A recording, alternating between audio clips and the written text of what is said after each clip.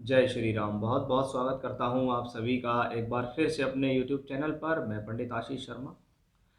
आज के इस वीडियो में हम बात करेंगे कि मेष राशि के जातकों के लिए वर्ष 2023 कैसा रहेगा। जब हम 2023 की बात करते हैं तो हम जीवन के सभी मुख्य पहलुओं की बात करेंगे, चाहे वो आपका स्वास्थ्य हो, मान सम्मान हो, आपकी शिक्षा, आपकी नौकरी, आपकी लव लाइफ, आपका वैवाहिक जीवन, फॉरेन ट्रैवलिंग्स, क्या अच्छा है इस वर्ष के अंदर, क्या बुरा है, उन सभी के बारे में हम विस्तृत जानकारी देंगे। शास्त्र के अनुसार शनि और बृहस्पति दो ऐसे ग्रह हैं जो काल और फल का काम करते हैं। काल यानी कौन सा कार्य कब होने वाला है, और जब तक उस कार्य के ऊपर बृहस्पति का आशीर्वाद नहीं पड़ता तब तक वो कार्य संपन्न नहीं होता। इसलिए शनि और बृहस्पति को किसी भी राशि के लिए सबसे महत्वपूर्ण माना गया है। हर राशि से उनकी किसी न किसी प्रकार की भूमिका तय है। किसी न किसी भाव पर बैठकर वो कहीं ना कहीं दृष्टि देंगे। किसी न किसी प्रकार से उनका कोई ना कोई प्रभाव आपके जीवन में रहेगा। यदि शनि न्यायकारी है, शनि कर्म फल प्रदाता है, तो बृहस्पति को 5 जगहों का कारक कहा गया। धन, धन संचय, शिक्षा, संतान, वैवाहिक जीवन को ठीक बनाने वाला ग्रह, भाग्य चलाने वाला ग्रह, कर्म लाभ देने वाला ग्रह बृहस्पति है। तो वहीं राहु और केतु का भी अपना आप में बहुत बड़ा रोल है, क्योंकि राहु केतु भी जिस राशि में एक बार पहुंच जाए, जिस अक्ष पर एक बार पहुंच जाए, उस पर 1.5 वर्ष तक रहते हैं। यानी वर्ष 2023 में देखें तो 17 जनवरी को शनि का राशि परिवर्तन होगा और शनिदेव पूरे वर्ष इसी राशि में रहेंगे। जब वर्ष की शुरुआत होगी तो बृहस्पति का राशि परिवर्तन होगा अप्रैल के महीने में, फिर उसके बाद बृहस्पति मेष राशि के अंदर रहेंगे और राहु और केतु अक्टूबर के महीने में राशि परिवर्तन करेंगे। यानी एक शनि जो 2.5 वर्ष तक एक राशि में रहता है, बृहस्पति जो 1 साल तक एक राशि में रहता है, राहु केतु 1.5 वर्ष तक एक राशि में रहते व्यक्ति को प्रभावित करते हैं। और इन सब चीज़ों का फल किसको मिलता है? इन सब चीज़ों का फल मिलता है आपकी राशि के मालिक को। और आपकी राशि के मालिक कौन है? मंगल है। यानी मंगल की स्थिति भी देखनी पड़ेगी कि कब कौन सी स्थितियों में आपके लिए बेहतर समय है। यहाँ मैं आपको डेट भी बताऊंगा कि कौन सा समय आपके लिए बेहतर रहेगा और कौन सा समय आपके लिए खराब या सावधानी वाला रहेगा। तो वीडियो के अंत तक अवश्य बने रहिए। यह वीडियो चंद्र राशि पर आधारित है, इसी को हम राशिफल कहते हैं। यह है वार्षिक राशिफल। वार्षिक राशिफल मेष राशि। मेष राशि जो कि उत्तेजना से भरी हुई राशि है, जोश और साहस से भरी हुई राशि है। ये राशि आपके जीवन में ऊर्जा देती है। ऐसे लोग स्वभाव से कुछ जिद्दी भी होते हैं, कुछ जल्दबाज भी होते हैं, क्रोधी भी होते हैं, लेकिन हटी पूरे हैं। अगर कोई काम उन्होंने समझ लिया कि मुझे ये करना है तो वो उसे करके ही दम लेंगे। ये इनके अंदर एक अच्छी बात है। लेकिन कभी कभी योजना बनाने से पहले ही काम करना शुरू कर देना, ये इनकी कमी भी देखी जाती है, क्योंकि इनके स्वभाव में अग्नि तत्व है। मेष अग्नि तत्व है, तो कहीं ना कहीं वो स्थितियां पे आप पर हमेशा काबू रखना चाहिए हर मेष राशि के जातक को। अब देखिए, आपकी राशि से 2 भावों के मुख्य जो कारक हैं वो शनि और वो है शनिदेव।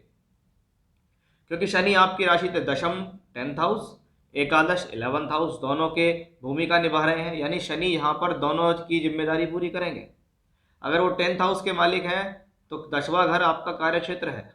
यश, मान सम्मान, प्रसिद्धि, काम करना, नौकरी है चाहे व्यापार है, कहीं ना कहीं ये कर्म का भाव है, 10वां भाव। तो एकादश भाव आपके जीवन में प्राप्तियों का भाव है, लाभ का भाव, इनकम का भाव, सोर्स ऑफ इनकम बढ़ रही है, प्रमोशन मिल रहा है, तरक्की मिल रही है, ये 11th हाउस से आता है। तो आपके लिए सबसे बड़ी खुशखबरी शुरू होती है 17 जनवरी से, कि 17 जनवरी 2023 में शनि का राशि परिवर्तन होकर जब राशि से 11th भाव में शनि के आ जाएंगे, तो समझिए कि भी लाभ का मालिक जब लाभ में पहुंच गया तो इसने पूर्ण तरीके से इस बात को दर्शा दिया कि आपके जीवन में अच्छे समय शुरू हो चुका है। आपके जीवन में लाभ का समय शुरू हो चुका। आपके जीवन में ये शनि वर्ष 2023 में निश्चित तरक्की कराएगा। धन उपार्जन के लिए बेहतर है, धन देने के लिए बेहतर है। मल्टीपल सोर्स ऑफ इनकम, एक से अधिक माध्यमों से पैसा कमाना भी इसी योग के कारण संभव है। यही शनि आपके जीवन में प्रमोशन कराएगा, ये शनि आपके जीवन में तरक्की दिलाएगा, क्योंकि लाभ का मालिक लाभ में है। कर्म तो कराएगा ही कराएगा, लेकिन लाभ के सारे अवसर आपके लिए देगा। अगर शनि राशि से एकादश भाव में बैठकर आपको लाभ दे रहे हैं, आय के अवसर दे रहे हैं, तो वहीं शनि की तीसरी दृष्टि राशि के ऊपर पड़ती है, जो आपसे लगातार मेहनत करने के लिए आपको प्रेरित कर रही है। क्योंकि शनि की तीसरी दृष्टि संघर्ष की दृष्टि है, और संघर्ष की दृष्टि का, तीसरी दृष्टि का आपकी राशि के ऊपर पड़ना ये दर्शाता है कि ये समय आपके जीवन में लगातार आपको प्रेरित कर रहा है कि मेहनत करो, बिना मेहनत के कुछ प्राप्त नहीं होगा। जब शनि की पंचम भाव पर दृष्टि पड़ रही होती है तो कहते हैं 5वें घर पर शनि का गोचर आया, यानी यह शनि काल है। इस दौरान किसी प्रकार की स्टार्टिंग होना, मान लीजिए एजुकेशन की स्टार्टिंग करना चाह रहे हैं, संतान प्राप्ति के लिए कोशिश करना चाह रहे हैं, क्योंकि ये शिक्षा का भाव भी है, ये संतान का भाव भी है, ये बुद्धि का भाव है, और शनि काल है। दशम और एकादश का मालिक पंचम को देखे तो प्रोफेशनल क्वालिफिकेशन अच्छी होती है। ये समय जीवन में कुछ एजुकेशन से प्राप्ति का, अगर मान लो आपको कोई एग्जाम है वो नहीं हो रहा, आपकी कोई पढ़ाई है वो रुकावट भरी हो रही है, बार बार आपका वो एग्जाम नहीं निकल पा रहा है, नहीं क्लियर हो पा रहा है, तो ये समय है जो आपको वो चीज़ करा के देगा।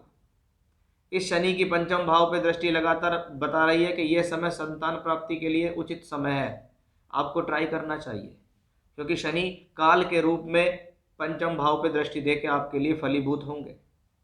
वहीं शनि के 10वीं दृष्टि अष्टम भाव पे है, तो पैतृक संपत्ति से रिलेटेड जो भी प्रॉब्लम्स आपकी लाइफ के हैं उन सबका सॉर्ट आउट करेगा शनि यहाँ पर। यानी किसी प्रकार का कोई विवाद है, कोई झगड़ा झंझट प्रॉब्लम्स हैं, तो उनको सॉल्व करेंगे शनिदेव।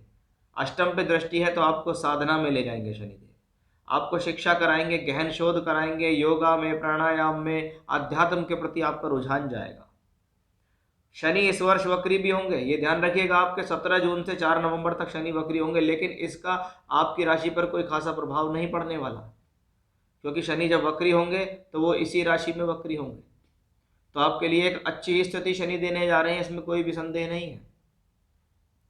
अगर आप राहु और केतु को समझते हैं कि राहु आपकी राशि में बैठा है और सप्तम भाव में केतु की युति है, तो राहु केतु जब राशि और सप्तम पे आते हैं तो ये स्वभाव से अशुभ है, ये नेचुरल अशुभ ग्रह हैं, ये छाया पिंड है, ये जिसकी राशि में बैठते हैं उसके अनुसार रिजल्ट देते हैं।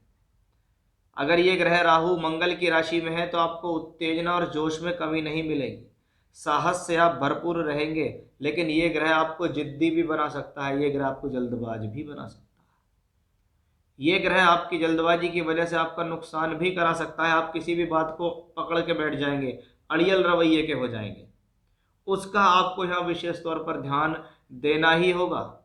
अन्यथा राहु आपके लिए फेवरेबल है, लेकिन ये ग्रह चाहता है कि आप गलती करें और उस गलती में आप फंस जाएं, उस चीज़ से आपको बचना है। क्योंकि कुछ शास्त्रों में राहु की दृष्टियाँ भी ली गई हैं कि अगर राहु राशि के अंदर बैठेगा तो पंचम, सप्तम और नवम भाव पर दृष्टि भी देगा, लेकिन ये इतना स्पष्ट रूप से मान्य नहीं है, क्योंकि जिस ग्रह को शास्त्र में बैठने तक का अधिकार नहीं मिला, उसकी कोई राशि नहीं हुई अपनी, तो वो ग्रह क्या क्या उसकी अपनी राशि होगी। इसलिए राहु जिस ग्रह की राशि में होता है उसके अनुसार फल देता है, यानी आपकी राशि के जो मंगल लॉर्ड हैं उसके स्वभाव के अनुसार फल देता है। राशि में गया हुआ राहु कोई खराब नहीं होता, बस सही समय पर सही ऊर्जा कहाँ इस्तेमाल करनी है इसका आपको ध्यान रखना पड़ेगा। यानी शनि के बाद राहु, ये दोनों ग्रह आपके लिए पॉजिटिव हैं, पर देखने वाली बात है कि आप इसको किस तरह से पॉजिटिव लेते हो। अब आपके धन के कारक कौन है? आपके धन के कारक बृहस्पति है, आपके भाग्य स्थान के मालक बृहस्पति हैं, जो आपकी राशि से 12वें घर के अंदर गोचर कर रहे हैं बृहस्पति।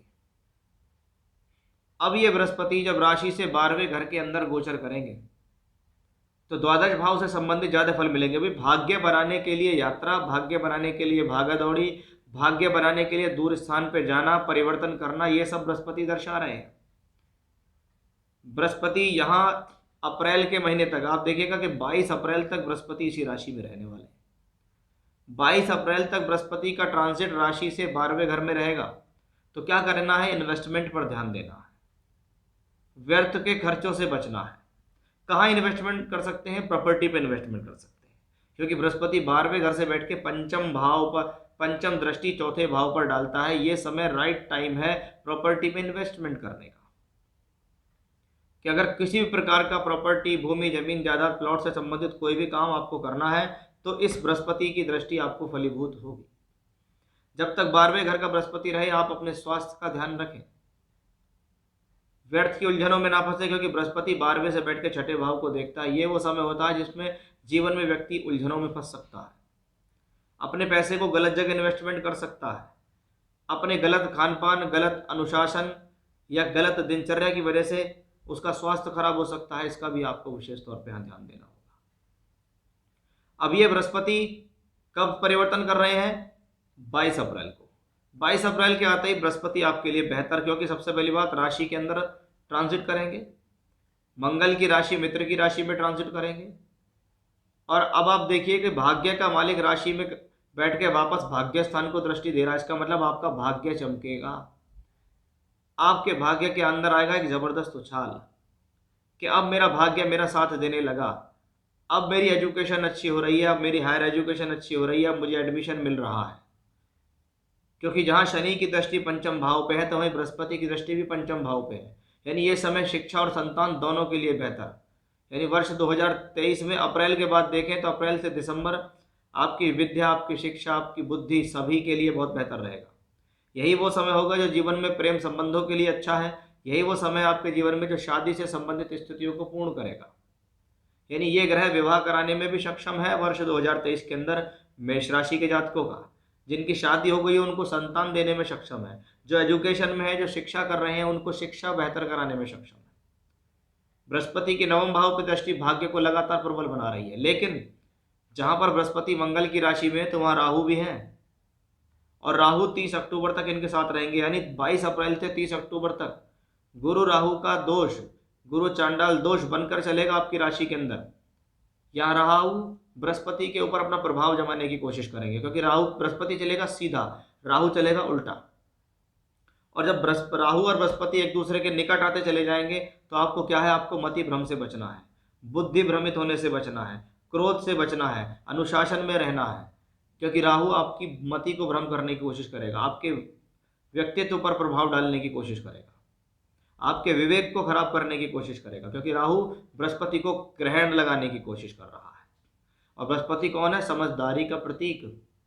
कि आपको अपनी समझदारी का यहाँ पर बहुत अच्छा परिचय देना पड़ेगा, अपने निर्णयों को, अपने डिसीजंस को बहुत ज़्यादा सावधान रहना पड़ेगा। अब ये सब चीज़ें जो हमें बृहस्पति से, राहु से और शनि से मिलने वाली हैं, ये कहीं ना कहीं मिलेंगी तो आपकी राशि के लॉर्ड को ही। और आपकी राशि का लॉर्ड कौन है? मंगल है। इसलिए मंगल का ट्रांजिट देखना बहुत ज़्यादा ज़रूरी है कि मंगल कब कब आपको क्या कर सकते हैं, कौन कौन से महीने में आपको ज़्यादा फायदा मिल सकता है। जैसे अगर हम देखें जब वर्ष की शुरुआत होती है तो लगभग फरवरी के अंत तक भी मंगल राशि से दूसरे घर के अंदर रहेंगे, धन भाव के अंदर रहेंगे। यानी राशि से दूसरे घर के अंदर गया हुआ मंगल लगातार किसी न किसी साधन से धन देता है। अब 13 मार्च से लेकर 10 मई, 13 मार्च से लेकर 10 मई तक मंगल राशि से तीसरे घर के अंदर रहेंगे। इसको कहते हैं टूर, ट्रैवलिंग, यात्राओं से लाभ लेने का समय, ट्रांसफर्स का समय, दूर स्थान से जुड़कर भाग्य बनाने का समय, दूर स्थान से जुड़कर मेहनत करके कर्म और भाग्य दोनों को चमकाने के लिए मंगल का ये समय बहुत उचित है आपके लिए। यानी आप इस दौरान अगर कुछ बड़ा और कुछ अच्छा करना चाहते हैं तो 13 मार्च से 10 मई का समय आपके लिए बहुत अच्छा, बहुत अनुकूल, लगातार कार्यों में सफलता, कॉम्पिटिटिव एग्जाम्स में सफलता देगा, शत्रुओं को हराएगा, कोर्ट कचहरी झगड़े झंझट से रिलेटेड प्रॉब्लम्स को सॉल्व कर देगा। अगर किसी प्रकार का कोई विवाद है तो उसमें आप जीत जाएंगे इस दौरान। यही समय भाग्य को जगाएगा, यही समय आपकी मेहनत से आपके कर्म को बनाएगा। अब 10 मई से लेकर 1 जुलाई तक मंगल कहाँ रहेंगे? नीच के राशि से चौथे घर में नीच का मंगल होगा, सप्तम भाव पे उसकी दृष्टि होगी जहां पर केतु बैठा हुआ है। यानी ये समय उत्तेजनाओं से भरा हुआ होगा, ये समय क्रोध देगा, ये समय जल्दबाजी देगा, ये समय एग्रेशन देगा। तो इस दौरान आपको बहुत विशेष तौर पे बचकर रहना है कि आपको किसी प्रकार का क्रोध नहीं करना है। उस क्रोध की वजह से, एग्रेशन की वजह से आपके वैवाहिक जीवन में तनाव ना हो, आपके परिवार में कलह ना हो, उसका विशेष ध्यान रखें। अन्यथा ये नीच का मंगल इतने समय काल के अंदर 10 मई से 1 जुलाई के बीच आपके परिवार में कुछ बड़ा कलह करा सकता है। जल्दबाजी से दूर रहिए, अदरवाइज जल्दबाजी में आप अपने कर्म का भी नुकसान कर सकते हैं, अपने लाभ का भी नुकसान कर सकते हैं। क्योंकि मंगल की दृष्टि कर्म और लाभ दोनों स्थानों पर आती है। फिर आता है मंगल 1 जुलाई से लेकर 18 अगस्त तक पंचम भाव के अंदर। ये बहुत शुभ समय होगा क्योंकि राशि का मालिक पंचम में धन देता है, बुद्धि देगा, संतान देगा, शिक्षा देगा। अपनी बुद्धि के बल पर आप जीवन में आगे बढ़ेंगे। ये समय तरक्की के लिए अच्छा है, पैसे के लिए अच्छा है, प्रमोशन के लिए अच्छा है। ये बहुत बढ़िया समय काल आपके जीवन में रहेगा। एक थोड़ी सी चिंता का विषय जब आता है जब मंगल तुला राशि में ट्रांजिट करेंगे। ये तुला का ट्रांजिट इनका जो होगा वो होगा 3 अक्टूबर से 16 नवंबर। उस दौरान मंगल का केतु के साथ सप्तम भाव में एक संयोग बनेगा। इस दौरान क्या करना है, इस दौरान आपको ये ध्यान रखना है कि आपको अपने जीवन के अंदर, क्योंकि ये सप्तम भाव में युति बन रही है, अपनी वाणी पर संयम रखना है। जोश और साहस की तो कोई कमी रहेगी नहीं, इसमें कोई संदेह नहीं है। अचीवमेंट आप लगातार करेंगे, क्योंकि मंगल राशि का मालिक होकर राशि के मालिक को देखेगा, राशि को देखेगा। यानी कार्य में कमी नहीं, धन में कमी नहीं, लेकिन अपने ऊपर संयम रखना बहुत जरूरी है, क्योंकि अपॉर्चुनिटी जीवन में ऐसे ही नहीं मिलती, और आई हुई अपॉर्चुनिटी अगर हाथ से चली जाए तो इसमें होता है बहुत बड़ा नुकसान। तो उस बात का आपको विशेष ध्यान रखना होगा कि इन इन तारीखों में आपके लिए बेहतर समय है, ये समय आपके लिए अनुकूल है, ये समय आपके लिए प्रतिकूल है, जो मैंने आपको बताया है। इन चीज़ों पर ध्यान रखेंगे, क्योंकि इस वर्ष में ग्रह आपको देने वाले ज़्यादा हैं। शनि भी देने वाले हैं, बृहस्पति भी देने वाले हैं, लेकिन गुरु राहु के योग से भी सावधान रहना है। तो नीच के मंगल और मंगल केतु की युति से भी आपको सावधान रहना पड़ेगा। यानी वर्ष देने वाला बहुत कुछ है, लेकिन आपकी छोटी सी लापरवाही की वजह से आपसे कुछ ले भी सकता है। यानी आप अपनी ही गलती से अपना नुकसान कर सकते हैं, अपनी ही गलती से अपना शिकार हो जाएंगे। बस इन्हीं बातों का आपको वर्ष 2023 में ध्यान रखना है, क्योंकि मेष राशि के जातकों के लिए एक बहुत अच्छी और मजबूत स्थिति मुझे वर्ष 2023 में दिखाई दे रही है। तो यहाँ मैंने आपको समझाने की कोशिश की है कि 2023 आपके जीवन में कैसा रहेगा। जीवन के सभी क्षेत्रों को लेकर हमने यहाँ बातें की। फिर से इसी प्रकार की जानकारी लेकर आपके सामने हाजिर होऊंगा मैं। तब तक के लिए बने रहिएगा मेरे साथ। जय श्री राम।